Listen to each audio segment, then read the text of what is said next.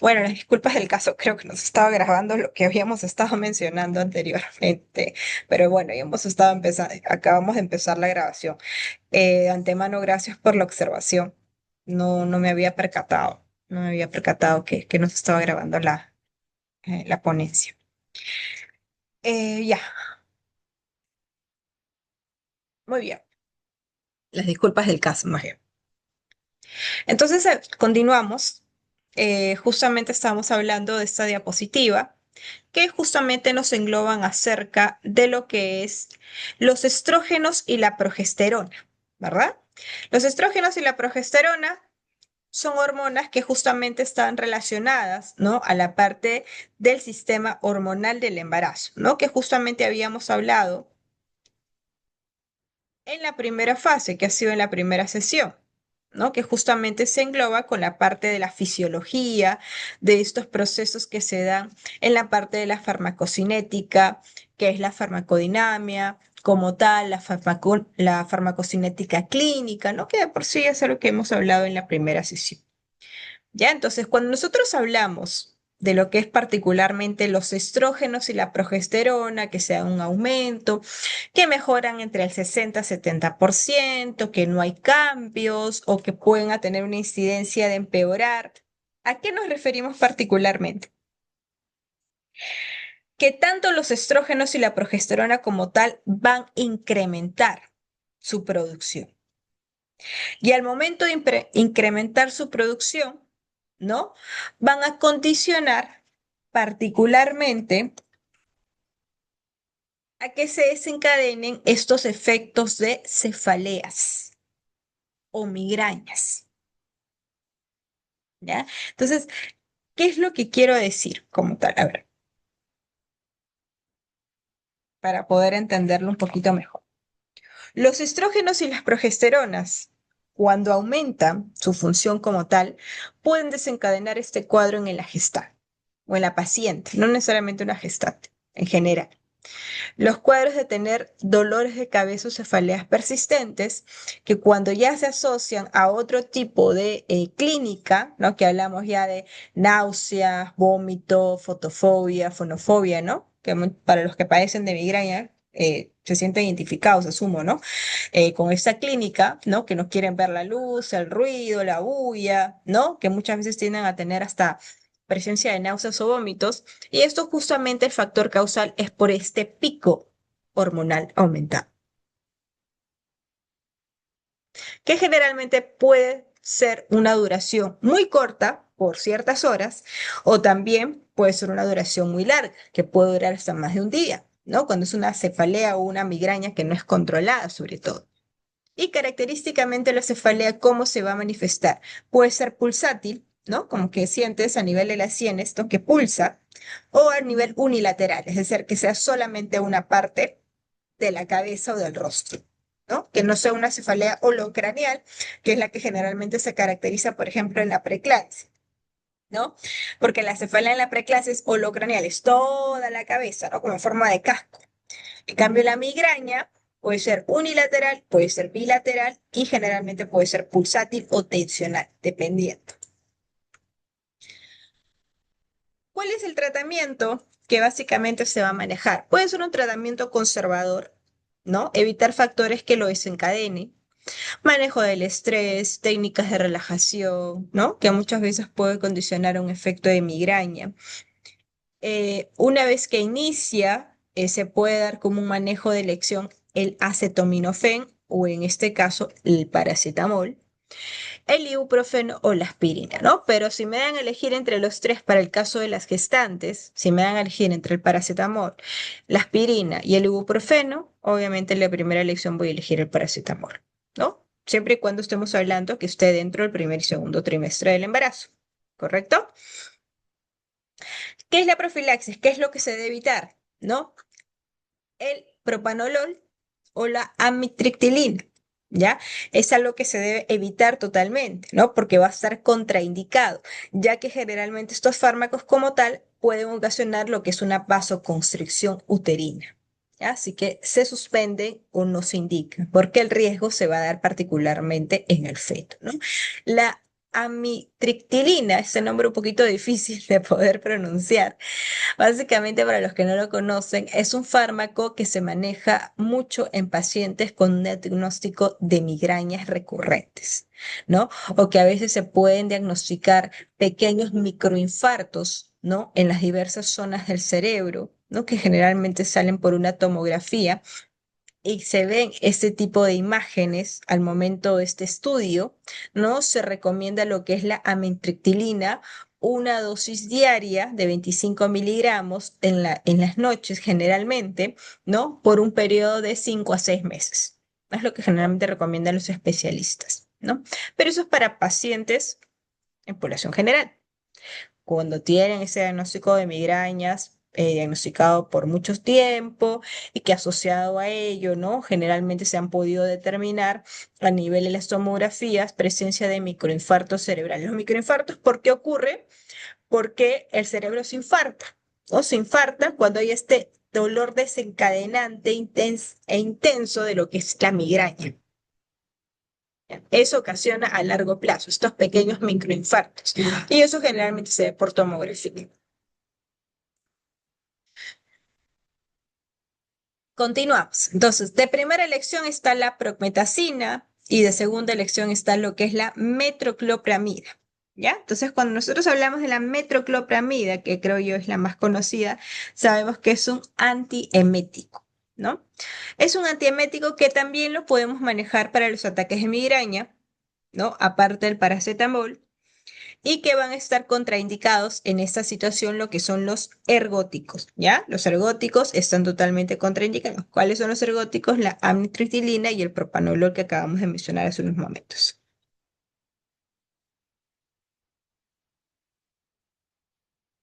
Los opioides. Los opioides van a atravesar la barrera placentaria, se evita en el tercer trimestre. ¿Cuáles son los opioides que generalmente conocemos? El tramadol, la codeína, la morfina, esos son los opioides, ¿ya? Entonces, que por sí son fármacos que tampoco lo usamos mucho en el embarazo, pero están dentro de esta clasificación.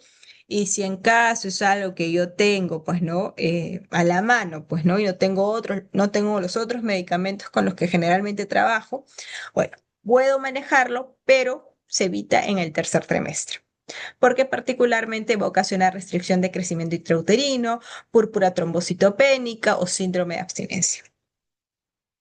Los neuropépticos, neurolécticos, perdón, está la clorpromacina y que va a ocasionar alteraciones, ¿no? Como ictericia, obstrucción intestinal. Las dosis generalmente son bastante bajas, ¿no? Y generalmente este tipo de fármacos se utilizan para enfermedades neurológicas, ¿no? Más que todo para pacientes que tienen efectos anticonvulsivantes o algún problema a nivel del sistema neurológico. Y los corticoides, ¿no? Los corticoides que también están dentro de esta clasificación. Muy bien, pasamos a lo que es el segundo punto, que es la alteración pulmonar. Dentro de ellos tenemos lo que es la tos, el resfrío común, ¿no? Que sabemos que dentro de ellos va a disminuir lo que es la inmunidad del sistema inmunológico, ¿no? Va a entrar en un estado de autoinmunidad, ¿no? Se autodeprime el sistema inmune, el sistema de defensa. Entonces, generalmente, ¿cómo lo manejamos? Con vitamina C, con remedios naturales, con una dieta saludable, ¿no? Que contenga verduras, frutas, vitaminas, que es lo que generalmente le podemos indicar a una gestante tranquilamente, ¿no? Paciente gestante que venga con un resfrío común, hay que evitar darle medicamentos, ¿no? Más aún si el paracetamol está indicado, ¿no? Lo podemos manejar de una manera natural, ¿no? Eucalipto, podemos darle limonada, ¿no? Vitamina C y tranquilamente lo podemos manejar. Y sabemos que por el resfrío, ¿no? Está en un tiempo de incubación que generalmente tiende a durar entre 5 a 7 días.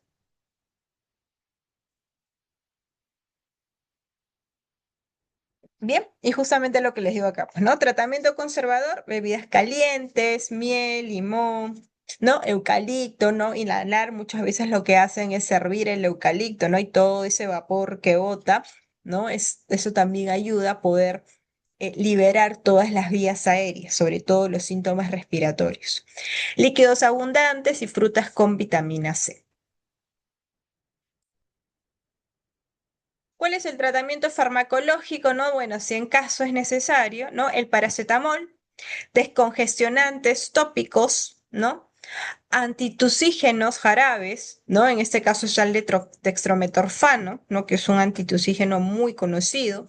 No la automedicación y no utilizar medicamentos con varios principios activos.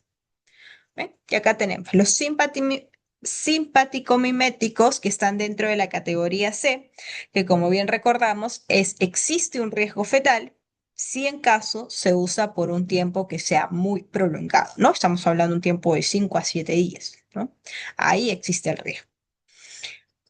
Dentro de ellos está lo que es la fenilefrina, que su uso es intranasal, ¿no? No sé si ustedes han visto a veces lo que es ese descongestionante que muchas veces lo aplican en la nariz, ¿no? Lo ingresan a la nariz, sobre todo cuando el moco se acumula mucho y es como para destapar, ¿no? Toda la congestión nasal que se acumula en las fosas nasales y ayuda de esta manera a poder respirar mucho mejor. Entonces, eso se podría recomendar, ¿sí?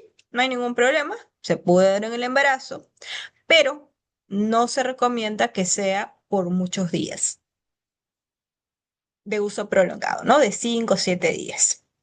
Expectorantes, el mentol es un jarabe natural. En el primer trimestre puede aumentar el riesgo de abortos, ¿no? Hay que tenerlo en cuenta. Los mucolíticos, como la bromhexina, no causa daño en el embarazo, pero hay que tener precaución en el primer trimestre.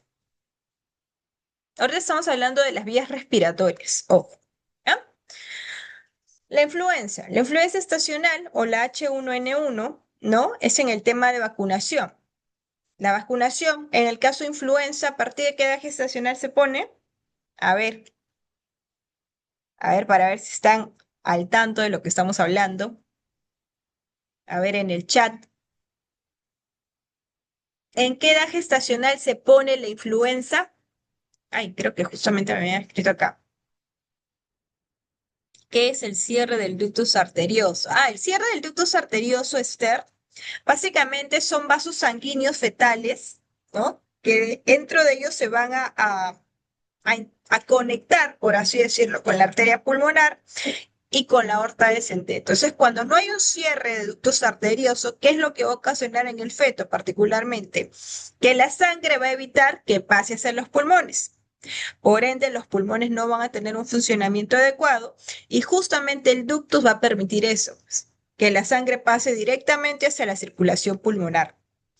Y cuando hay un cierre, producto del uso de un AINES, en este caso del paracetamol en el tercer trimestre, va a ocasionar ese tipo de repercusiones en el feto, ¿no? A nivel de lo que es la circulación directamente. A eso nos referimos cuando hablamos del ductus arterioso.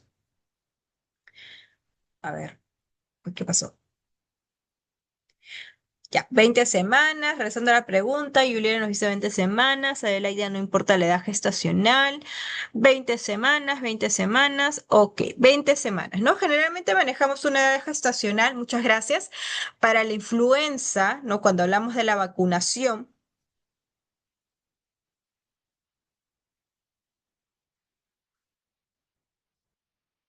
perdón, cuando hablamos de la vacunación en base a esa edad gestacional, ¿no? Y más que todo hacemos la interconsulta, justamente inmunizaciones para que le coloquen la vacuna a nuestras gestantes, ¿no?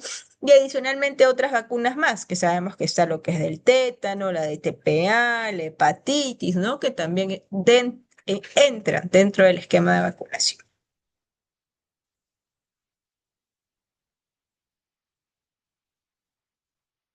Bueno, y acá vemos básicamente un cuadro que nos indica la prioridad para la atención de toda mujer gestante, en base a la clínica que puede tener. Si está una paciente gestante que está aparente sana, que no tiene síntomas respiratorios, ¿no? Cómo se puede manejar el tema de prevención o de la vacunación, o si tiene sintomatología respiratoria. Bien, pasamos a la siguiente. El Tamiflu, ¿no? Creo que lo conocen más con ese nombre. A veces se ha visto que hacen bastantes propaganda, bueno, hacían, creo que ahora ya no he visto mucho, en la televisión, ¿no? En base a este medicamento que justamente se usa para los resfríos, ¿no? Ahora, la dosificación de este fármaco que está dentro de la categoría C, ¿no? Se da bajo una dosificación de 75 miligramos cada 12 horas por 5 días vía oral o de 150 microgramos cada 12 horas por 5 días también vía oral. En relación a la transferencia placentaria, sí hay una transferencia a nivel de la placenta, pero de una manera parcial y puede generalmente desencadenar el riesgo de aborto o el riesgo de trisomía o anencefalia. Está dentro de la categoría C. Y el mismo escenario se presenta también con este fármaco que es el Zanamivir, que también generalmente se maneja para el efecto de fármacos inhaladores. ¿Ya? Entonces, los riesgos son casi muy similares, que son el tema de los abortos espontáneos o las trisomías o tetraploidías, que pueden desencadenar este tipo de medicamentos que están dentro de esta categoría. A ver, ¿la categoría C era segura o no era segura? A ver si han estado al tanto de lo que hemos estado mencionando. ¿Es segura o no segura? ¿Mm? ¿Cuál es la categoría más segura? A ver, hemos hablado de la categoría A, la categoría B, la categoría C, la D y la X. Cinco. Ya. Entre las cinco que hemos mencionado, ¿cuál es la más segura? A ver si recuerdan. ¿Cuál es la categoría más segura, colegas? La más segura, la que sí o sí es segura en cualquier trimestre del embarazo. La A, la categoría A, ¿ya? La categoría A es la más segura. O sea, la B también, sí, es bastante segura, pero entre, si me dan entre la A y la B, ¿cuál es la que generalmente tiene mayor seguridad, sea el trimestre del embarazo, sea primero, segundo, tercero? La categoría A. ¿Y por qué? Porque generalmente la categoría A, donde más se establecen los fármacos en esta categoría son las vitaminas, generalmente, o los micronutrientes esenciales que damos en el embarazo, el calcio, lo que es el sulfato ferroso, el ácido fólico, la piridoxina, el fármaco como tal. Estos están dentro de la categoría A y que por sí son totalmente seguros, muy independiente en qué trimestre del embarazo está. No hay riesgo, ni para el feto, ni para la madre, ¿verdad? Y es parte del control prenatal que damos, justamente estos micronutrientes. La categoría B también es segura, pero es bastante segura, o sea, no es extremadamente segura, sí es bastante segura, pero tiene un riesgo mínimo. La categoría C, ¿qué es? Ahí sí hay riesgo, ¿verdad? El riesgo es incierto. ¿No? Es incierto. O sea, sí se puede presentar un riesgo mínimo en el feto, ¿no? Mínimo, mínimo, pero generalmente se puede administrar siempre y cuando sea estrictamente necesario el fármaco. La categoría X sí es la que está totalmente contraindicado. Ahí sí no se administra ningún medicamento, está totalmente contraindicado. ¿Ya? Muy bien. Continuamos, a ver, continuamos y pasamos a lo que son los antibióticos. Salimos ya de la parte de lo que son las enfermedades respiratorias y pasamos al segundo plano que son los antibióticos. Dentro de los antibióticos generalmente van a darse lo que es la presencia de diferentes bacterias, ¿no? Dentro de ellas las más conocidas, el Streptococcus pneumoniae, el Haemophilus influenzae, el Staphylococcus aureus. ¿No? Que generalmente ocasionan estos focos infecciosos. Y para ello se maneja con ciertos antibióticos. Dentro de ellos los más conocidos está la ceftriaxona, ¿no? Que está dentro de lo que es el grupo de las cefalosporinas y que está establecido también dentro de la categoría B, lo que me indica que es bastante segura, atraviesa la placenta y se utiliza solamente en casos estrictamente necesarios, nunca en el primer trimestre. ¿ya? Nunca en el primer trimestre. ¿Cuál es la dosificación que generalmente se maneja de la ceftriaxona? Es vía endovenosa, ¿verdad? Son 2 gramos lo que generalmente se da, sobre todo para cuadros de infecciones urinarias altas, ¿no? O infecciones urinarias con aquellos resultados que presentan unos leucocitos elevados, ¿no? Mayor a 30, 40 o 50 leucocitos por campo, que dan este tipo de manejo, que es vía endovenosa, ¿no? Por 5 o 7 días generalmente. Lo que son los estafilococcus aéreos, acá se embarcaría en base a lo que es la cefuroxima y la clindamicina. La cefuroxima no está contraindicada, pero tampoco se debe usar en el primer trimestre. La dosis es de 750 miligramos cada 8 horas por 7 días. Y en el caso de la clindamicina, no está contraindicada y su precaución debe ser con bastante vigilancia, ¿no? No hay que usar el medicamento así de una manera exacerbada, pero es el más seguro en relación a los fármacos o a los antibióticos que generalmente conocemos.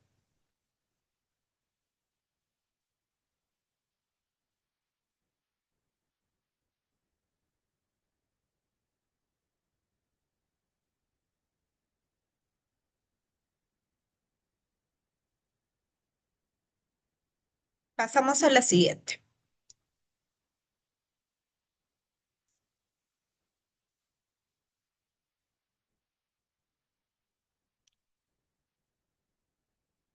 Las penicilinas, como habíamos mencionado casi al inicio de la ponencia, está dentro de la categoría B, que es bastante segura. ¿Cuál es su mecanismo de acción?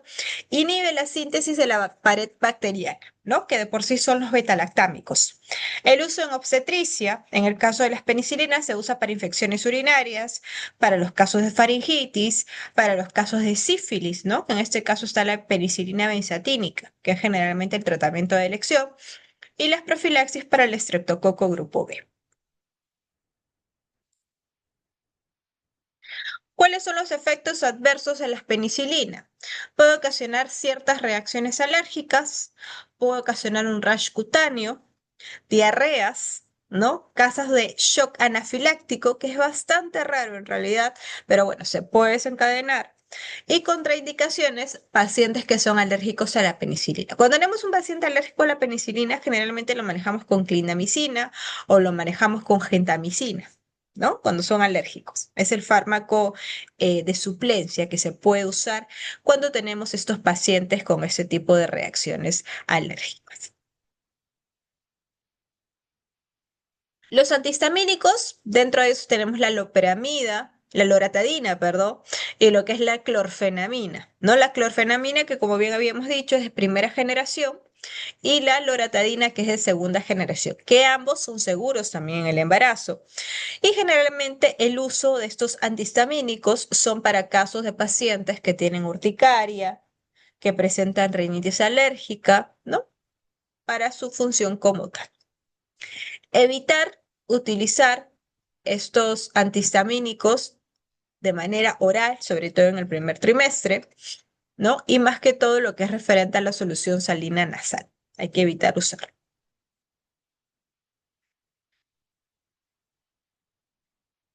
Pasamos a la alteración gastrointestinal. ¿Qué situaciones gastrointestinales generalmente se dan a nivel del sistema digestivo, ¿no? Uno de ellos, por ejemplo, que es conocido, es la hiperemesis gravídica. ¿No? Que justo lo mencionaron el día de ayer, ¿no? La hiperemesis gravídica sabemos que es una patología que generalmente se presenta con mayor recurrencia en las primeras semanas del embarazo, ¿no? Que dentro de la clínica sabemos que es la disminución del 5% del peso pregestacional en la paciente. Me puede ocasionar lo que es un cuadro de deshidratación, de desnutrición, ¿no? Que es parte de la clínica y que dentro de ello la paciente, ¿qué es lo que menciona en el interrogatorio? ¿No? Que no puede tolerar absolutamente nada, nada, ni siquiera líquidos. Todo lo que consume, automáticamente todo lo vomita. Su cuerpo no acepta ni líquidos ni sólidos. Y eso le lleva como consecuencia a que entre en un estado de desnutrición y deshidratación como tal. Inicia particularmente entre la semana 4 hasta de la semana 4 a la semana 10, ¿no? En este intervalo de tiempo, y generalmente tiende a finalizar entre las 18 o a más tardar hasta las 20 semanas. ¿Cuál es el cuadro clínico? Náuseas y vómitos recurrentes, perdón, ¿no? Que causan justamente este cuadro o este desbalance electroelítico del paciente. Hidroelectrolítico, perdón, del paciente.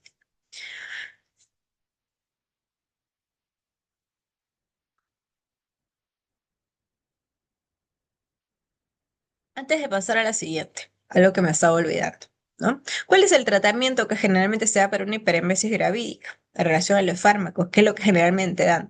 Piridoxina, metoclopramida, diminidrato, ¿verdad? Para el efecto de manejar lo que es el control de náuseas y vómitos, lo que es el reflujo, ¿no?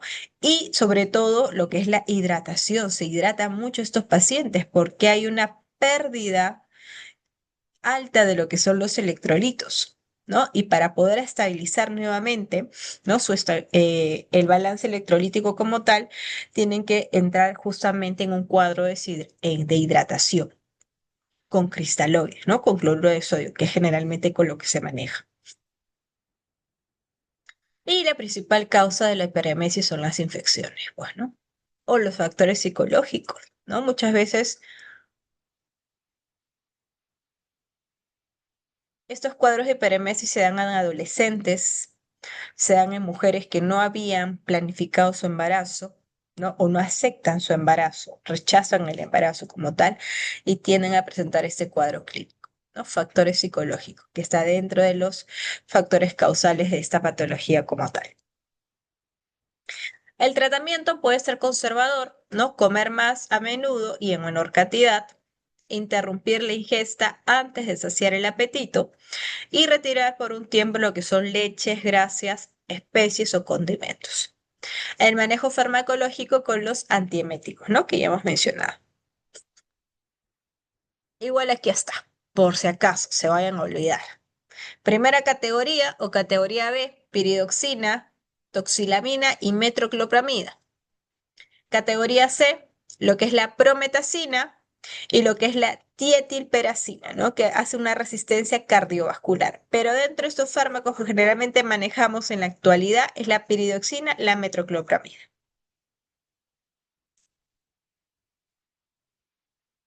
La pirosis, ¿no? O el ardor epigástrico se suele manifestar en gestantes entre un 66 a 70%, ¿no? Generalmente puede iniciar este ardor o este reflujo en el primer y segundo trimestre y tiende a agudizarse hasta el tercer trimestre del embarazo.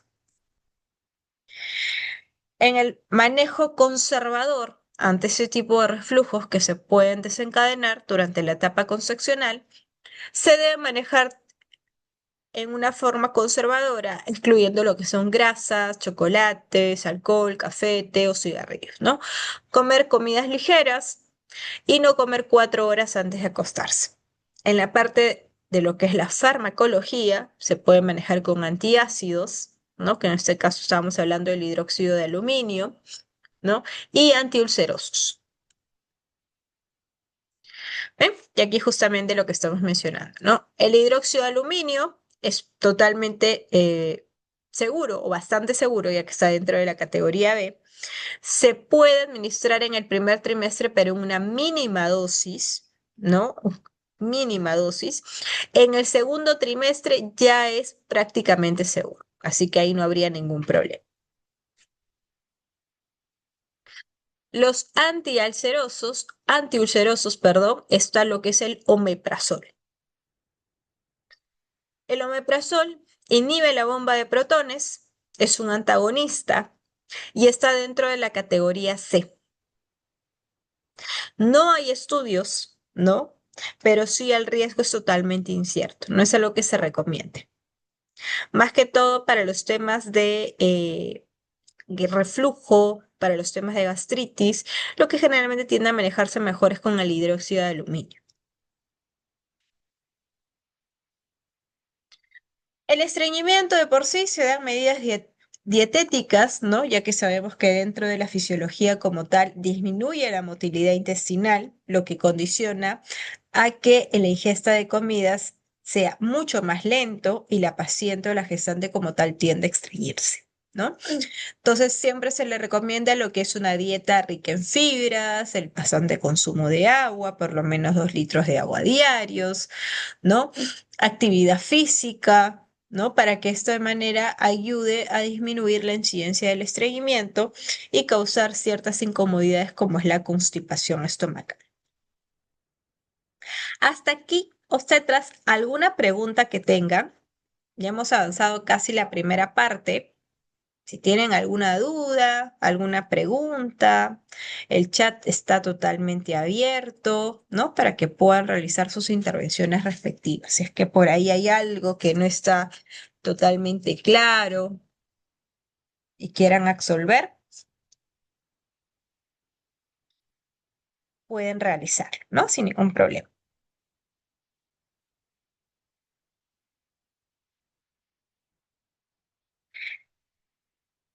Bien, entonces continuamos, ¿sí? Ahora vamos a pasar a lo que es la parte genitourinaria, ¿ya? Lo que es referente a las infecciones urinarias.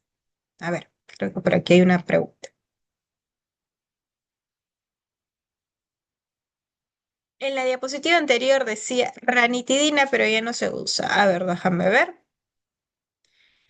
Esa es la diapositiva anterior, estreñimiento. Sí, la ranitidina ya no se usa efectivamente porque atraviesa la barrera placentaria, ¿no? Pero de todas maneras lo estamos poniendo como un fin didáctico más que todo, ¿no? Para tener conocimiento que está dentro de esta clasificación que son los antiulcerosos, ¿no? Así es. A ver, Jenny nos pregunta, ¿se puede colocar suero endovenoso para hidratar a la gestante? Sí, Jenny, sí se puede colocar. No está contraindicado. Es más, muchas veces antes de colocar un fármaco, generalmente tienden a indicar primero que se hidrate a la paciente, ¿no? A veces cuando, por ejemplo, colocan la ceftriaxona, ¿no? Tienden a hidratar primero a la paciente. Así que no hay ningún problema, no está contraindicado, ¿no? Obviamente hay que manejar un goteo adecuado, ¿no? Tampoco hay que sobreestimar, ¿no? Y dar un montón de volumen al paciente, porque eso, como bien mencioné el día de ayer, eso puede ocasionar también lo que es una iatrogenia, ¿no? O una embolia pulmonar, ¿no? Que es una de las consecuencias más recurrentes, sobre todo cuando se hace una sobreestimación del volumen. No se llena de volumen a la paciente, ¿no? Se le administra deliberadamente cloruro de sodio y tiende a dar eso como repercusión. Listo. Muchas gracias. Cerramos el chat entonces para poder continuar. Estábamos aquí. Entonces, las infecciones o las alteraciones genitourinarias, ¿no? Que también es eh, un motivo de consulta muy recurrente en el embarazo, ¿no? Cuando hablamos de las infecciones de las vías urinarias. Mm,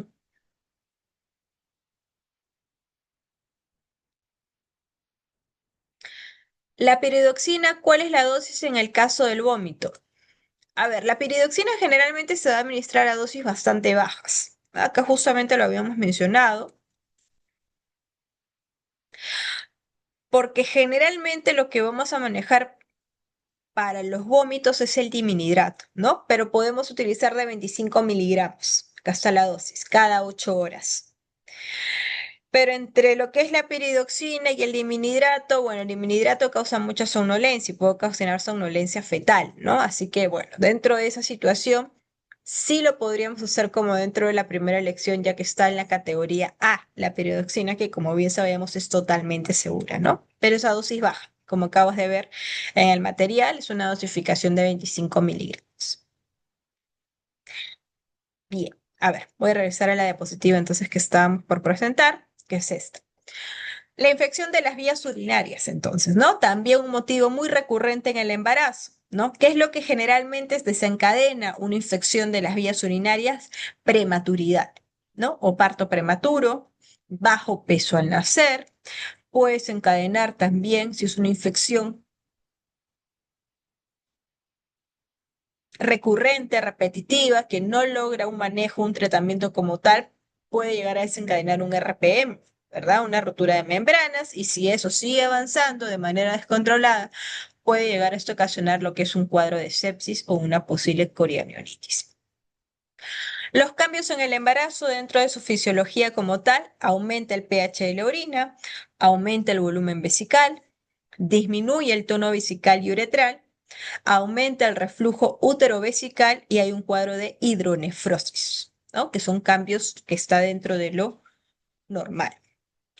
Y bueno, aquí tenemos ciertas patologías que son muy recurrentes. Dentro de ellos está la bacteriuria sintomática, que se da una incidencia de hasta un 11%. Particularmente se da entre la semana 9 a la 17 de embarazo. Se recomienda, ¿no? Generalmente pedir un urocultivo. El 20 al 40% sin tratamiento, ¿no? Puede llegar a desencadenar hasta en una pielonefritis y con tratamiento puede reducir el riesgo de presentar esta patología hasta en un 80%. La cistitis es una infección de las vías urinarias primarias y el 95% es monomicrobiana. Y en el caso de la pielo, ¿no? Que es una infección de las vías urinarias altas que tiende a desencadenar con clínica de fiebre y de un foco infeccioso como tal, ¿no? Ya en este caso el riesgo es mucho más elevado. Vayamos a la parte de la farmacología en relación a esta clínica. Están las penicilinas, que dentro de ellos está la ampicilina, que es la más utilizada, que es la que hace un mayor régimen de resistencia y tiene mayor seguridad al momento de la administración, ya que está dentro de la categoría B. Están lo que son los macrólidos, ¿no? Dentro de eso está la eritromicina, la claritromicina y la acitromicina. Las cefalosporinas está la cefalexina, y la nitrofurantoína, ¿no? Que también se maneja para lo que es la infección de las vías urinarias, pero está contraindicada en el tercer trimestre. ¿Ya? Está contraindicada. Dentro de la categoría C están los aminoglucósidos, que está la genta y la micacina. Estos pueden generar otoxicidad en el feto. El caso del sulfamethoxazol y la trimetropina, ¿no? Que son dos fármacos que generalmente tienden a venir juntos, están contraindicados en el primer y tercer trimestre del embarazo o que abarquen más allá de las 28 semanas de gestación. Las quinolonas, como la ciprofloxacino, está totalmente contraindicado, ¿no? Totalmente. Y el cloranfenicol está contraindicado entre la semana 12 a la semana 28 de gestación. ¿Ya? Entonces hay que tener presente eso. Por eso generalmente para lo que son la infección de las vías urinarias, ¿qué utilizamos? Las cefalosporinas, ¿no? La cefalexina, ¿verdad? En el segundo o tercer trimestre del embarazo. Utilizamos también lo que es el manejo de la amoxicilina, pero eso lo usamos en el primer trimestre, ¿no? Que también lo podemos manejar como infección de las vías urinarias. En el caso de la nitro, también está indicado, ¿no? Pero en el tercer trimestre sí no es algo que se vaya a manejar. Esos al menos son los más recurrentes o los más conocidos. Ahora, por otro lado, los que estamos viendo acá, el trimetopin, el sulfametoxazol, la ciprofloxacina o el cloranfenicol, perdón, esos sí son fármacos que de por sí pueden estar englobados dentro de este funcionamiento como tal, que es para las vías urinarias, pero no es algo que se recomiende como fármacos de la primera elección para este tipo de manejo, ¿no? Ahí abarcarían más que todo esto de aquí.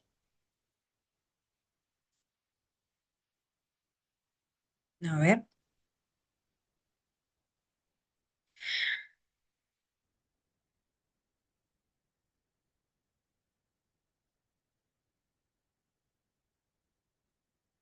Categoría C, categoría B y categoría C, es lo que estamos mencionando. Categoría A, no.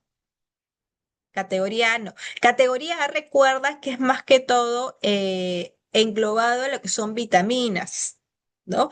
Al hierro, al ácido fólico, al calcio, bueno, y al fármaco como tal, que es la piridoxina que ya lo hemos mencionado. Esos generalmente están dentro de lo que es la categoría A, porque son totalmente seguros. ¿no? En relación a estos fármacos que estamos relacionándolos directamente con lo que es las infecciones de las vías urinarias, están dentro de la categoría B y lo que es también dentro de la categoría C.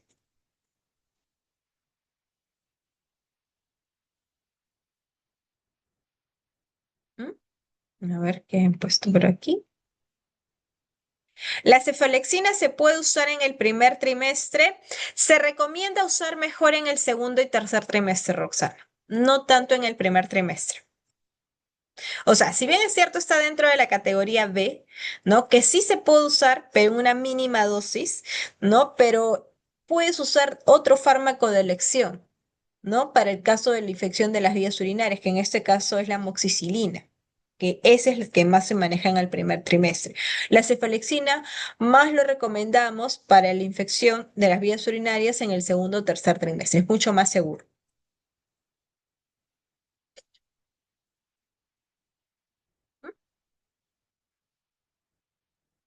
Ok, listo. Muy bien, cerramos el chat entonces y continuamos con la ponencia. Ahora pasamos a lo que son los antihipertensivos. ¿Ya? Dentro de los antihipertensivos, bueno, ¿cuáles son los fármacos que generalmente vamos a manejar? Tenemos lo que es los fármacos de elección para los trastornos hipertensivos, el nifedipino, el metildopa, el sulfato de magnesio, ¿verdad? Entonces, la hipertensión sabemos que dentro de la clínica o el concepto como tal, son cuadros de la presión arterial tanto sistólica o diastólica que incrementan mucho más allá de lo que es en comparación a la presión basal de la paciente, ¿no?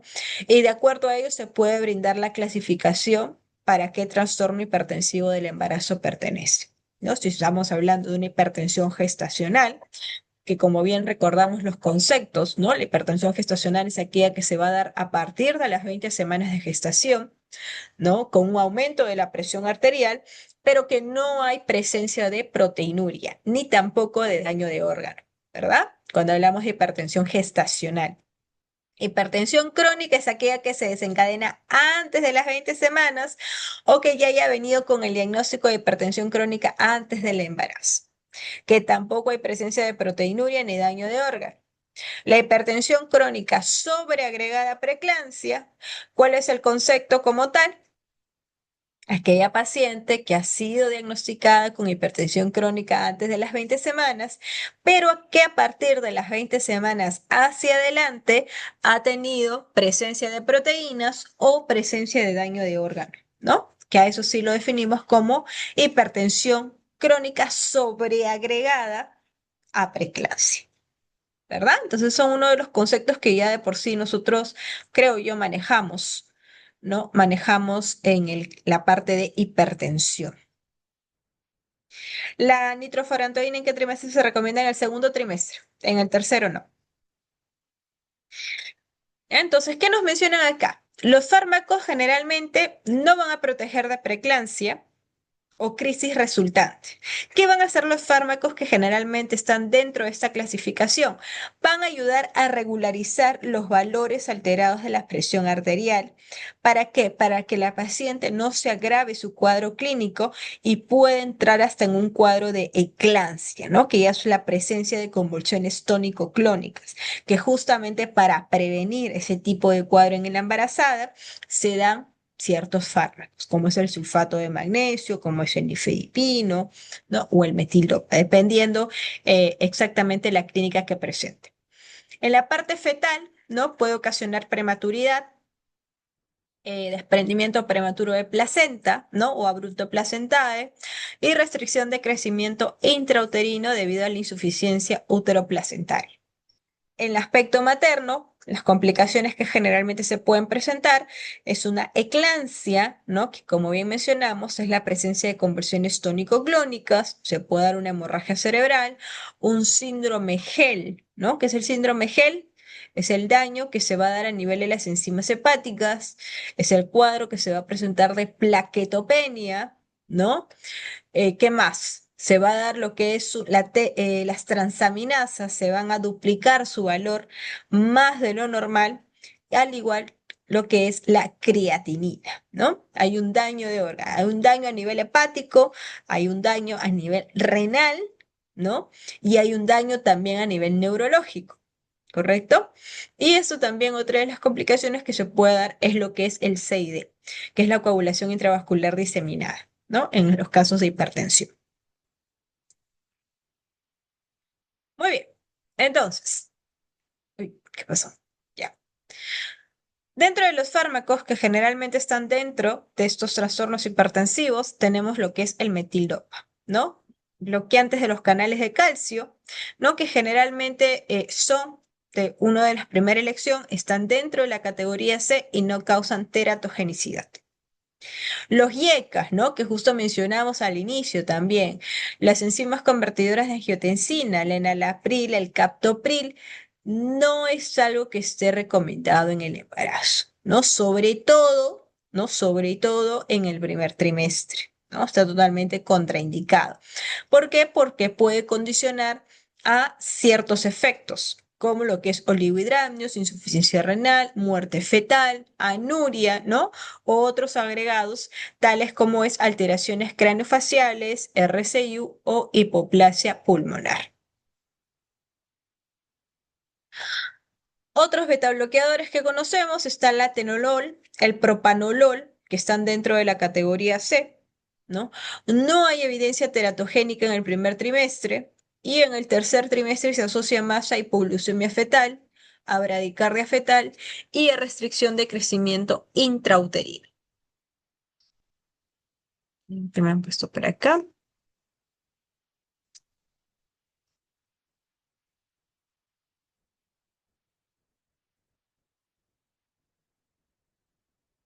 A ver, por aquí tengo una pregunta en el chat. Nos dice, obstetra, hay una gestante que ya es hipertensa antes del embarazo.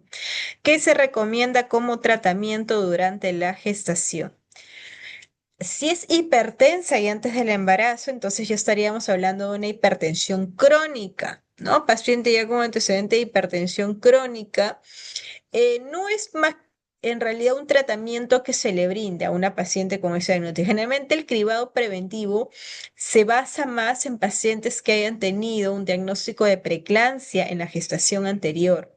Y ahí se lo manejamos con aspirina como dosis preventiva, con bajas dosis de 100 miligramos antes de las 16 semanas. Pero para lo que es hipertensión crónica, en realidad es más que todo el monitoreo de la presión. Pero un tratamiento como tal que se le da, no. A menos que esté mostrando picos elevados de presión arterial, ¿no? Picos muy elevados que se puedan manejar con metildopa, pero eso sí en caso se da ese tipo de circunstancias. Si no, simplemente monitoreo de la presión, ¿no? Y estar atentos ante cualquier signo de alarma, nada más. Bien, continuamos. Entonces, los beta bloqueadores, ¿no? Como bien mencionamos, está lo que es el atelonol y el propanolol, ¿no? No tienen evidencia teratogénica en el primer trimestre y en el tercer trimestre se asocia más a hipoglucemia fetal, a bradicardia fetal y a restricción de crecimiento intrauterino, ¿no? Estos fármacos están dentro de la categoría C. El nifedipino, el nifedipino, como sabemos, es bloqueante de los canales de calcio, ¿no? En el primer trimestre su uso es limitado. En el tercer trimestre, ¿qué función hace? Aparte de controlar la presión arterial, también tiene la función de retrasar el parto, ¿no? O inhibir las contracciones uterinas, sobre todo para lo que es la amenaza de parto prematuro, ¿no? También lo manejan con el nifedipino. La hidralacina está contraindicado, está dentro de la categoría C. No se debe administrar antes del tercer trimestre, ya que puede ocasionar hipotensión severa en el feto y taquicardia en la mamá.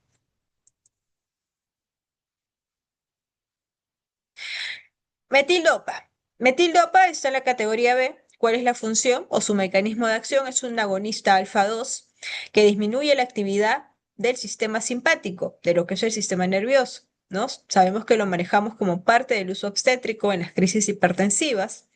Y dentro de los efectos adversos que me puede ocasionar el metildopa es la somnolencia, la fatiga, la depresión y la hepatotoxicidad, ¿no? Que es algo raro, pero también es parte de un efecto adverso.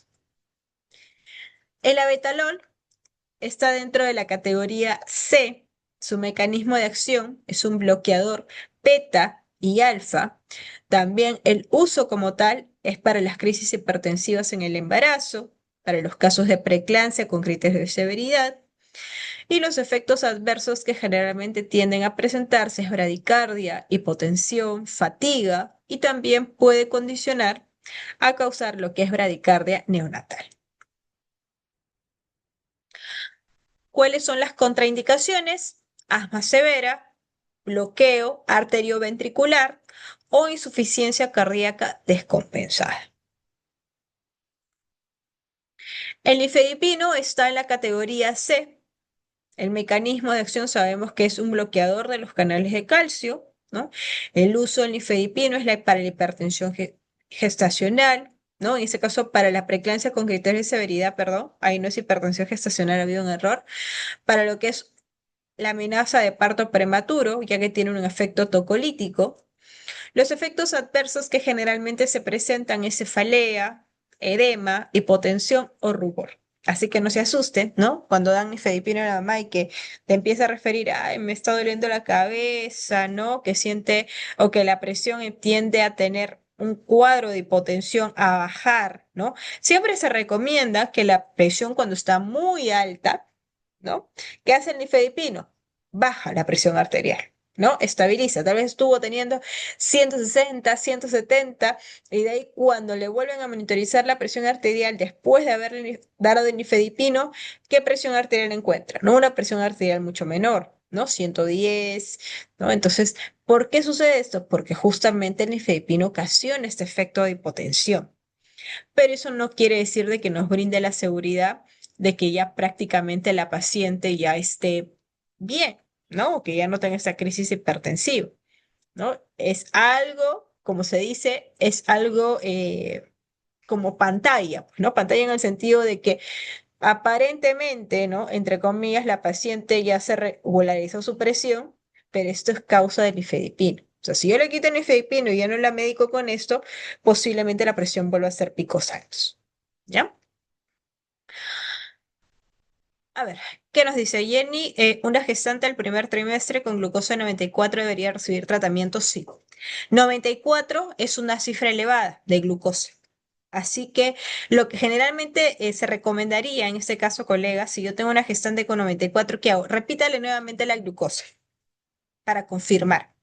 Si ya el valor sale este número como tal o un valor muy superior, ¿no? Entonces sí estaríamos hablando de un caso de diabetes.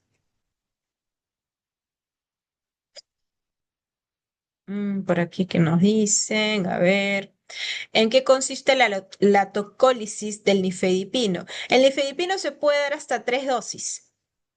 Tocolizar cada 20 o cada 25 minutos, ¿no? Para poder ayudar a inhibir las contracciones uterinas.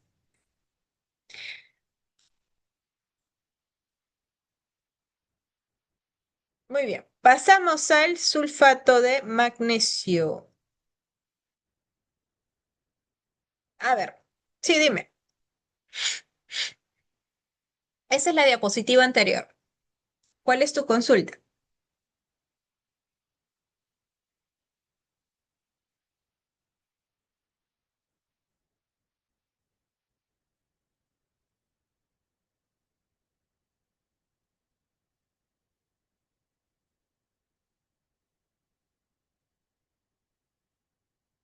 ¿Sí? Ya, bueno, mientras realizas la intervención en la consulta respectiva, vamos a ir continuando, ¿sí? Porque si no nos va a ganar la hora. A ver, estábamos mostrando lo que es el sulfato de magnesio. Bien, entonces el sulfato de magnesio está dentro de la categoría D. Recordemos que la categoría D es una categoría de riesgo que se usa bajo estrictamente necesario el fármaco. Y el daño generalmente tiende a presentarse o el riesgo está cuando su uso es particularmente prolongado, ¿no? Porque recordamos que el sulfato de magnesio su uso generalmente es hasta como máximo 24 horas. No debe sobrepasar este tiempo porque genera un efecto alto de toxicidad. ¿Cuál es el mecanismo de acción? Es depresor del sistema nervioso central, es un bloqueador neuromuscular, Su uso obstétrico, obviamente, generalmente se maneja para los cuadros de preeclampsia, ¿no? Con criterios de severidad y para prevenir lo que es una eclampsia, ¿no? También ocasiona un efecto neuroprotector en el parto pretérmino.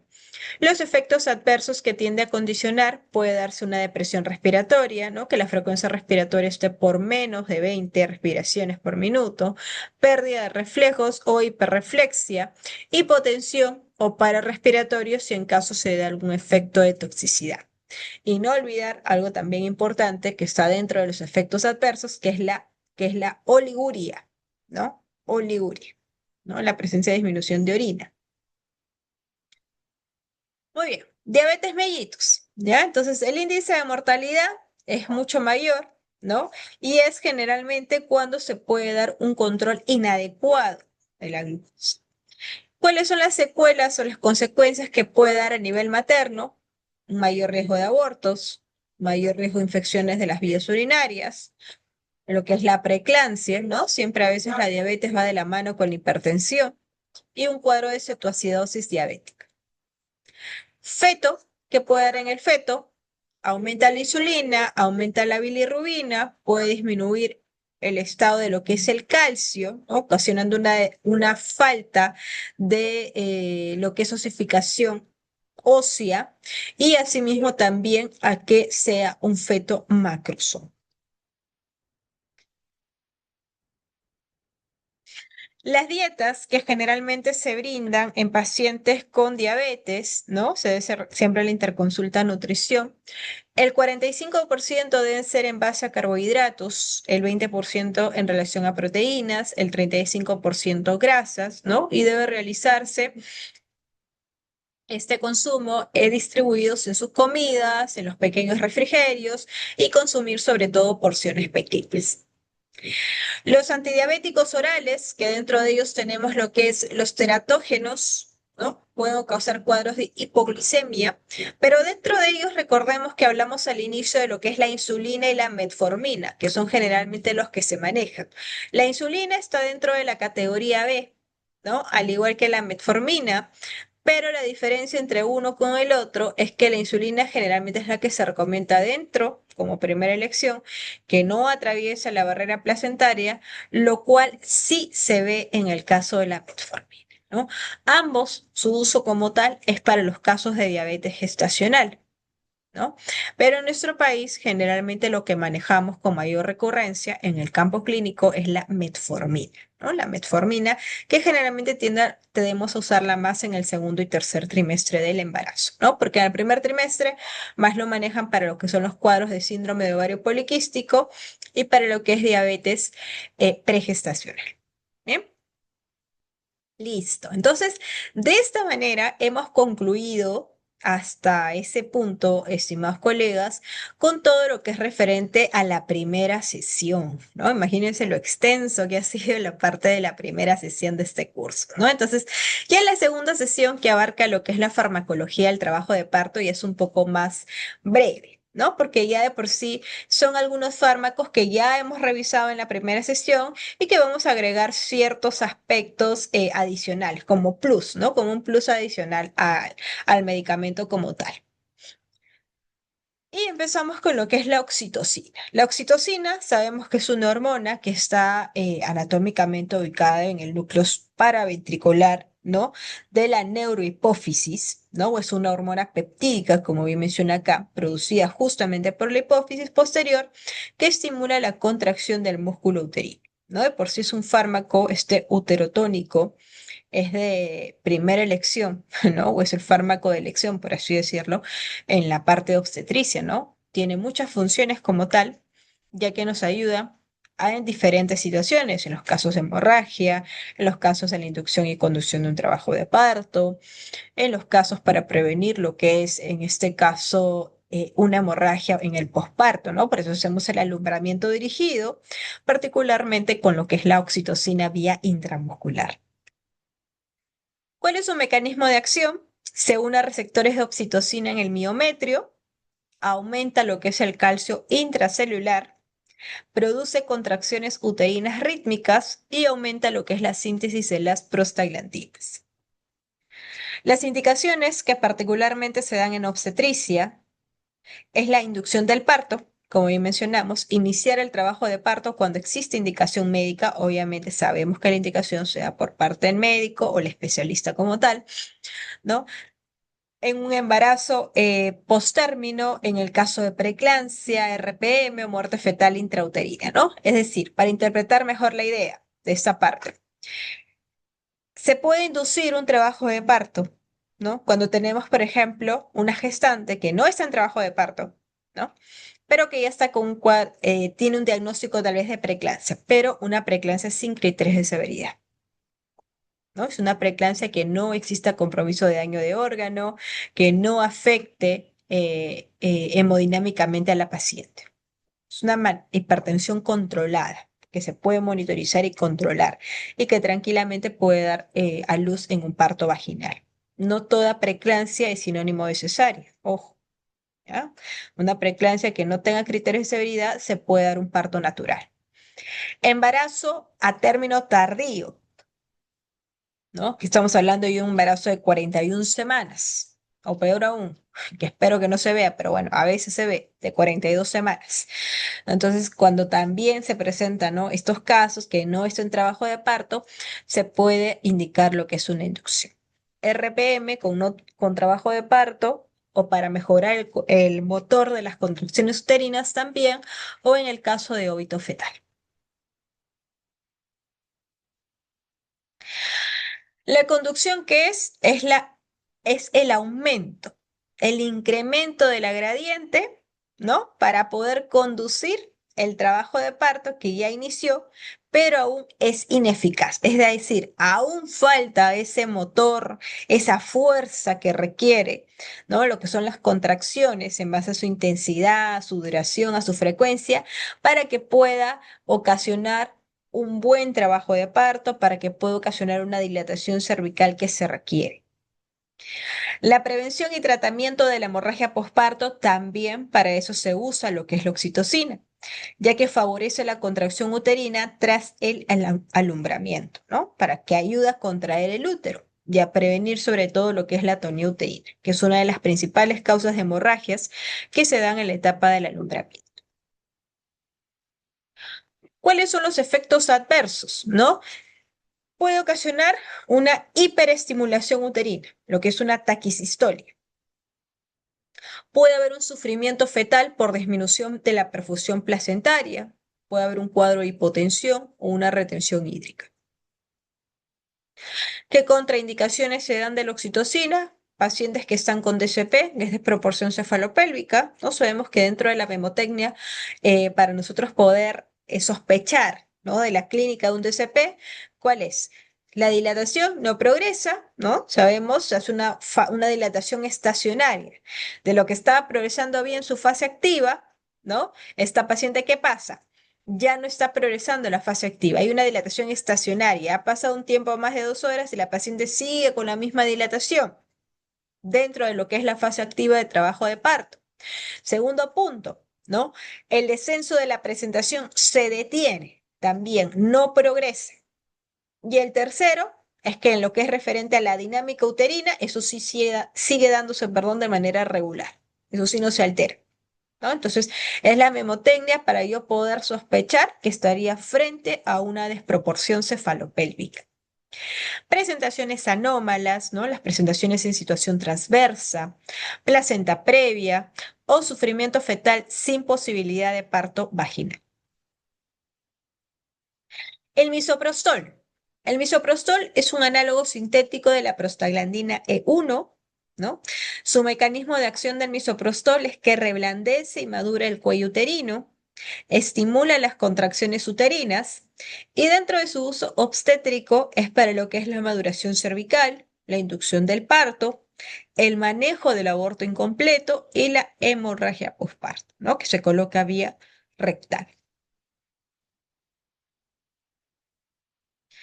¿Cuáles son los efectos adversos? Puede ocasionar taquicistolia, hiperestimulación uterina, fiebre, escalofríos o hasta un proceso de náuseas.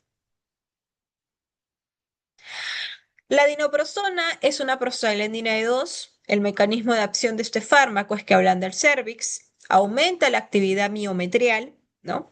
El uso de este fármaco como tal es que ayuda también a la maduración del cérvix previa inducción con oxitocina. ¿Cuáles son los efectos adversos? Hiperestimulación uterina, náuseas, vómitos y diarreas, ¿no? Muy similar a lo que es el misoprostol, ¿no? Ya que ambos tienen la misma función o el mismo uso en obstetricia. Pero entre los dos, el que más se usa es el misoprostol.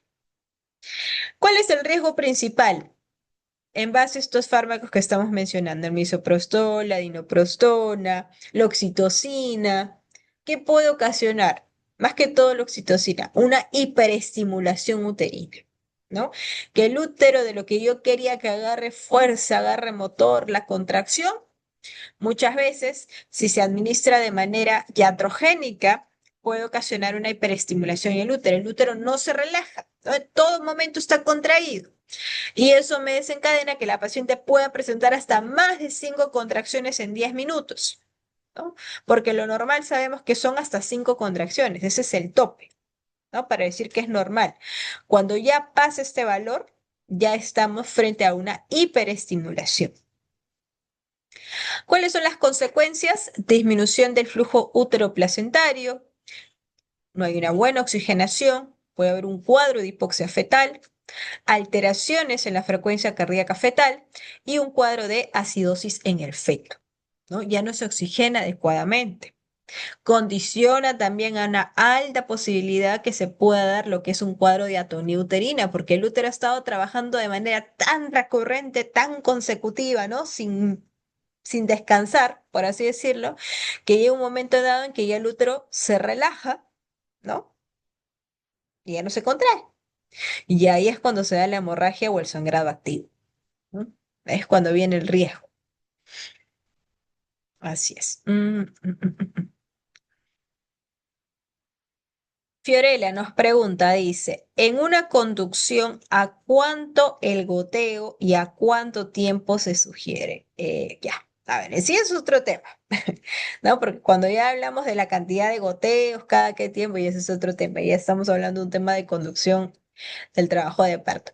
Pero generalmente el goteo se inicia con 4 gotas, ¿no? Con 4 gotas cada 15 minutos. Y llega el tope que generalmente se da de goteos hasta 45 gotas. Y yo tengo que estabilizarme en el sentido de que hasta qué cantidad de gotas puedo poner, ¿no? O cuándo parar, o cuándo mantenerme con el mismo goteo, hasta que tú veas que agarre motor la contracción. Si tal vez esa paciente con 15 gotas ya agarra motor la contracción, ¿sí? Cuando decimos que agarra motor es cuando ya tiene una contracción que tenga 3 contracciones o de 3 a 4 contracciones en 10 minutos, que tenga una intensidad de 2 cruces, que tenga una duración de 30 segundos a más, ¿no? Entonces ya estamos diciendo que ya está empezando a agarrar el motor que requiero, lo que es la dinámica uterina. Entonces lo puedo mantener con esa cantidad de goteo, ¿no? Mientras no tenga esa potencia, ese motor que yo necesito, puedo ir incrementando el número de goteos cada 15 minutos, pero un máximo hasta 45. Muy bien, continuamos. Entonces, estamos hablando de la hiperestimulación uterina. ¿Cuál es el manejo entonces de la hiperestimulación? Suspender la oxitocina, ¿no? Colocar a la paciente en decúbito lateral izquierdo, brindar oxígeno si en caso se requiere, brindar líquidos endovenosos y considerar tocolítico. Uy, no, esta era la sesión 2. Farmacología obstétrica. Entonces pasamos a la sesión de emergencias obstétricas y puerperio. A ver, los tocolíticos. ¿Qué son los tocolíticos? Son medicamentos que inhiben las contracciones uterinas para retrasar el parto prematuro o el parto preterno, ¿no? ¿Cuál es el objetivo? Ganar 48 horas para la modulación pulmonar fetal, que son los corticoides. Sabemos que los corticoides, dentro de ellos está lo que es la dexametasona, ¿no? Que lo podemos aplicar hasta las 34 semanas, ¿no? De las 34 semanas a más ya no es necesario porque ya hay maduración de los pulmones, así que ya no se requiere. Permite el traslado a centros de mayor complejidad, ¿no? Y administrar el sulfato de magnesio para un efecto de neuroprotector. Bueno, el nifedipino, ¿no? Como bien les mencioné, agregando algunas cosas nomás adicionales, ¿no? Porque ya lo hemos mencionado. eh, re- Mencionar, ¿no? O recalcar más que todo que la categoría del nifedipino, según la FDA, es la categoría C. El mecanismo de acción que está dentro de los bloqueadores de los canales de calcio, ¿no? Disminuye la entrada de este al miometrio, lo que conduce a una disminución de la contracción uterina. Ventajas: se puede dar por vía oral, tiene menos efectos adversos que los betamiméticos, tiene una buena eficacia y dentro de los efectos, como hemos mencionado, está la hipotensión, la cefalea, el rubor y la taquicardia. Contraindicaciones: hipotensión materna, ¿no? Si yo tengo una paciente con hipotensión, con una presión arterial menor a 90, un cuadro de hipotensión, no debo brindar nifedipino, o insuficiencia cardíaca. Los betamiméticos, está la terbutolina, ¿no? Que no es muy conocido, ¿no? Pero está dentro de la categoría C. Estimulan los receptores beta 2 adrenérgicos, realizan lo que es la relajación del miometrio y una de las complicaciones graves es el edema pulmonar materno. ¿Cuáles son las alteraciones metabólicas? Puede ocasionar hiperglucemia, hipocalemia, ¿no? Aumento del lactato y también es importante en aquellas pacientes diabéticas. Ya en sí no es un fármaco de primera línea, ¿no? Porque en vez de ello se prefiere lo que es el nifedipino, ya, o sea, pero de todas maneras lo estamos poniendo como fines de didácticos, con fines de enseñanza. Los AINES, dentro de los antiinflamatorios no esteroideos está la indometacina. La indometacina está dentro de la categoría C y en el tercer trimestre está dentro de la categoría D, que tiene un mayor riesgo expuesto. Inhibe la ciclooxigenasa 1 y la ciclooxigenasa 2, disminuyendo la producción de ciertas prostaglandinas y ocasionando una reducción de la contractibilidad del útero. ¿Cuáles son los riesgos fetales importantes? El cierre prematuro del ductus arterioso, que ya explicamos qué es, oligohidramnios, que se da la disminución de la producción de orina del feto, y un posible caso de hipertensión pulmonar neonatal. Se recomienda la indometacina antes de las 32 semanas y por periodos cortos durante el tiempo máximo de 48 horas. El sulfato de magnesio, ¿no? Está totalmente prohibido su uso prolongado, más allá de las 24 horas, como hemos mencionado. Inhibe la liberación de la acetilcolina, es un antagonista funcional del calcio. Disminuye la excitabilidad neuromuscular y tiene un efecto estabilizador de la neurona fetal. Tiene un efecto de neuroprotector que está indicado en partos prematuros antes de las 32 semanas. Disminuye el riesgo de parálisis cerebral y hemorragia intraventricular. ¿Cómo se da una toxicidad por magnesio, ¿no? ¿Qué es lo que se sospecha o se identifica en la clínica, ¿no? Que la frecuencia respiratoria, si está a menos de 12 respiraciones por minuto, hay hiperreflexia, hay oliguria o una diuresis menor a 30 milímetros por hora. Estamos frente a un cuadro de toxicidad por este fármaco. Se da qué cosa, el antídoto, ¿no? Que es el gluconato de calcio. Contraindicaciones generales de la tocólisis: la coriamnionitis, la muerte fetal intrauterina, no se debe dar, desprendimiento placentario, hemorragia materna, sufrimiento fetal o que sea una edad gestacional avanzada más allá de las 34 semanas. Toda contracción va a depender mucho del calcio intracelular. Hemos mencionado a su vez que las prostaglandinas, tanto como lo que son ciertas hormonas, aumentan al final del embarazo. La tocólisis no mejora directamente la supervivencia neonatal, pero sí puede ayudar a mejorar las condiciones para su tratamiento respectivo, ¿no? Y ven aquí un cuadro comparativo para poder resumir de una manera bastante breve algunos puntos que hemos mencionado en el material, ¿no? De ciertos fármacos como es el nifedipino, los vitamiméticos, la indometacina y el sulfato de magnesio, ¿no? Vean en qué categoría se encuentra, la ventaja de cada fármaco, ¿no? En base a si es tolerado, a qué acción tiene, ¿no? Y qué efecto tiene sobre todo, el riesgo materno y el riesgo fetal. Hemorragia obstétrica. La hemorragia obstétrica, el concepto sabemos que es toda pérdida sanguínea mayor a 500 cc que se puede dar en un parto vaginal, ¿no? O en el caso de una cesárea hablamos de cifras mayores a 1000 cc, o en el caso de una cesárea más una histerectomía hablamos de una pérdida sanguínea mayor a 1500, ¿verdad? Y esto va de manera conjunta con una inestabilidad hemodinámica en el paciente, que generalmente se va a reflejar en una alteración en su presión arterial, ya que va a ser una paciente por la gran cantidad de pérdida sanguínea que tiene a presentar un cuadro de hipotensión, de taquicardia y en algunas veces también hace alteración del sensorio. Las más conocidas dentro de lo que son las hemorragias del alumbramiento tenemos las 4Ts, ¿no? Que es el tono, el tejido, el trauma y la trombina. ¿Cuál es la fisiopatología de la atonía uterina? El útero no se contrae adecuadamente, como bien sabemos, ¿no? Los vasos uterinos permanecen abiertos, se produce una hemorragia masiva, ¿no? Y el objetivo del fármaco que se administra para ese tipo de complicación es estimular la contracción uterina de manera inmediata. La oxitocina está dentro de la categoría C, ¿sí? El mecanismo, hemos mencionado, que ocasiona una contracción rítmica y sostenida, estimula los receptores miometriales, se usa para los casos de hemorragia posparto, ¿no? Los efectos de la oxitocina que se pueden presentar agregando algunos datos como tal, está la hipotensión y la taquicistolia.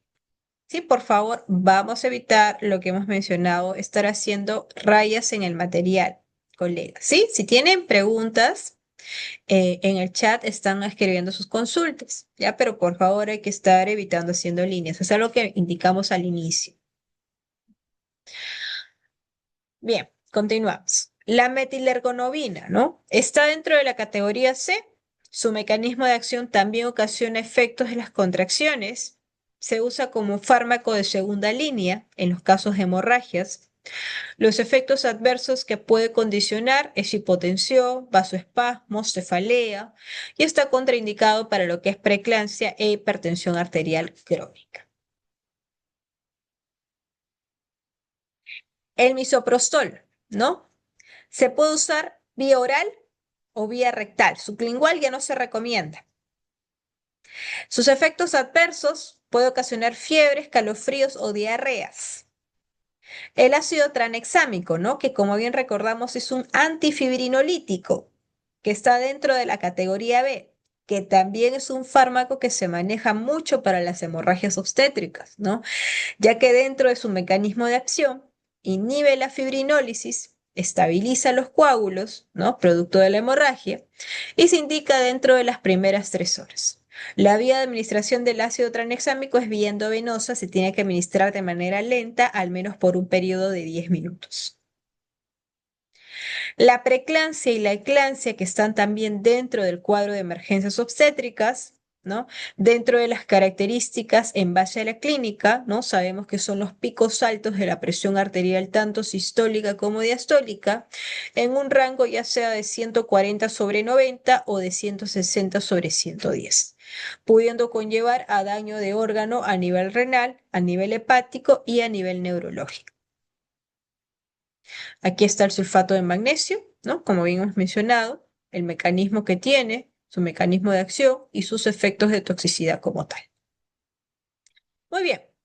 Y el último punto, ya para concluir, es acerca del puerperio y la lactancia, ¿no? El puerperio sabemos que dentro del concepto y la definición como tal, es todo periodo posterior que se presenta hasta los 42 días y que van a darse ciertos cambios en base a ajustes hormonales, inicio de lactancia y la recuperación del útero. El paso de fármacos hacia la leche, ¿cuáles son los factores que van a influir? Va a haber una liposolubilidad un poco más alta, una vida media más larga y la baja unión a proteínas. ¿Cuáles son los medicamentos seguros en la lactancia?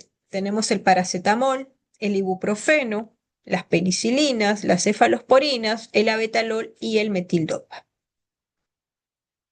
¿Qué medicamentos están contraindicados? Todos los que estamos viendo acá, ¿no? La ergotamina, fármacos como el litio, ¿no? Están totalmente contraindicados en esta etapa. ¿Qué riesgo puede desencadenar? Toxicidad neonatal, alteraciones tiroideas y supresión medular. Bien, entonces acá vemos un cuadrito bastante interesante. Los casos de emergencias, tanto en hemorragias como lo que son en hipertensión y en lactancia, ¿no? ¿Cuáles son los fármacos claves y cuál es el objetivo de cada fármaco como tal? Y para cerrar ya esta segunda sesión y este curso como tal de farmacología, brindamos lo que son las conclusiones respectivas, ¿no? Dentro de las conclusiones, ¿no? La farmacoterapia en obstetricia requiere un equilibrio riesgo-beneficio, ¿no? De acuerdo a las categorías que hemos revisado de la FDA. El uso de medicamentos durante el embarazo se debe considerar siempre seguro, tanto para la parte materna como también para la parte fetal, evaluando la edad gestacional, la condición clínica y las alternativas terapéuticas disponibles. La segunda conclusión, en el caso de las emergencias obstétricas, la intervención farmacológica, si se da de manera oportuna y temprana, puede salvaguardar muchas vidas y prevenir lo que es la mortalidad materno-neonatal. Fármacos que se manejan en este tipo de situaciones como la oxitocina, el ácido tranexámico, ¿no? El sulfato de magnesio, son fundamentales y de vital importancia para lo que es las hemorragias postparto o los trastornos hipertensivos del embarazo. La elección de todo medicamento va a depender mucho de la parte de la fisiopatología, ¿no? Sabemos que cada fármaco de por sí va a actuar sobre un mecanismo específico, ya sea en base a la contracción, inhibición de la fibrinólisis, como en este caso el ácido tranexámico, estabilización neurológica, control de la presión arterial, por lo que su uso debe basarse en un diagnóstico bastante preciso. Y la última conclusión es que la mayoría de medicamentos son compatibles con la lactancia, pero requieren una evaluación individual, ¿no? Muchos fármacos pasan en pequeñas cantidades a la leche materna. Siempre es necesario analizar toda característica farmacocinética para evitar efectos adversos en el recién nacido. Y dentro de las recomendaciones es individualizar el tratamiento según el trimestre y la condición materna, ¿no? Ya que todo impacto fetal puede variar según la edad gestacional. Por ello, el manejo debe adaptarse a cada paciente y en base a cada situación clínica también. Priorizar los fármacos con mayor evidencia de seguridad, ya que cuando existan varias opciones terapéuticas, siempre se deben elegir aquellas que tengan el mejor perfil de seguridad demostrado tanto en la etapa del embarazo como en la etapa de la lactancia. Monitorear estrechamente a la mamá y al feto durante el tratamiento, ya que en casos de emergencias obstétricas como las hemorragias o la preeclampsia es esencial vigilar los signos vitales, la respuesta clínica y posibles efectos adversos. Y por último, mantener la actualización siempre constante en las guías clínicas y las recomendaciones que se pueden dar a nivel nacional e internacional, ¿no? Sabemos que dentro de la farmacología en obstetricia siempre puede evolucionar constantemente, por lo que todo profesional de salud debe basar su práctica en evidencia científica totalmente actualizada. Y bueno, eso sería todo en relación al curso que hemos dictado en estas dos sesiones, colegas, de farmacología obstétrica. De antemano, muchas gracias. Voy a ver aquí, creo que me han escrito en el chat. A ver, vamos a ver. El gluconato de calcio, bueno, ya justo lo respondí hace unos minutos, se administra vía endovenosa, ¿ya? Una administración lenta, más o menos en un tiempo de 5 a 7 minutos. Un favor, ¿puedo volver a explicar acerca del ácido tranexámico? Claro, a ver, el ácido tranexámico, colega, es un antifibrinolítico, ¿correcto? Este antifibrinolítico generalmente se maneja para el caso de hemorragias posparto. Sabemos que dentro de las hemorragias posparto están las atonías uterinas, la retención placentaria, la retención de restos placentarios, ¿no? Que son las que generalmente se dan. Ahora, ¿cuándo es su uso particularmente del ácido tranexámico en este tipo de escenario obstétrico, ¿no? Cuando la oxitocina, sabemos que la primera elección es la oxitocina, ¿verdad? ¿Para qué? Para contraer el útero y para que el sangrado activo se logre controlar, pero cuando no funciona, ¿no? Porque muchas veces podemos administrar oxitocina, pero la paciente puede seguir sangrando de manera activa, entonces ahí podemos realizar el uso del ácido tranexámico para controlar ya radicalmente lo que es la hemorragia y poder estabilizar hemodinámicamente a la paciente. ¿Cómo se administra el ácido tranexámico? También se administra vía endovenoso, lento y es más eficaz dentro de las primeras 3 horas. ¿Ya? Esa es la forma del uso de este fármaco como tal y bajo qué tipo de escenario o emergencia obstétrica se utiliza. Dice qué libro nos podría recomendar, por favor, para revisar a profundidad la farmacología en obstetricia.